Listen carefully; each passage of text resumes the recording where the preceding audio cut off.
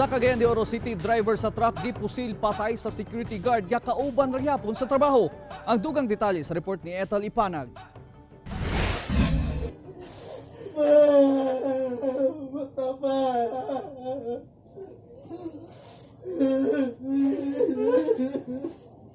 Igo na lang sa paghilak ang anak ni Renato Meca. Human kinigipusil sa gwardiya nga kauban sa trabaho sa construction site sa barangay Balulang ning syudad. Base sa investigasyon sa kapulisan, ang biktima og suspect nga si Gerson Canto Mayor nagkalalis og sa wala damha. Mibundot matud pa siya siyang caliber 38 revolver. Kinsa kuno nakainom ni adtong tungura. Daw-dayon pusil sa biktima.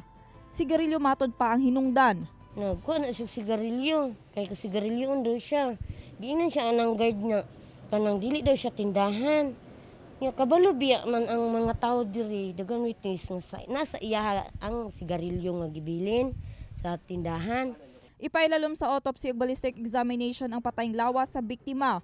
Ang bala nga kuan matod sa taga crime laboratory naa pa siya sa sulod sa lawas sa para ma-connect siya sa gigamit nga pusil. Nahitabo din na sir nga ako'y ni Kuang Gyud. Ang akong nahibalaan, nasa akong likod, nagbuto. Siya may hagba, ambak ditso ko. Kasong murder ang atubangon sa suspect. Kauban si James Yap sa kamera. Ako, sa Ethel Ipanag para sa One, Mindanao.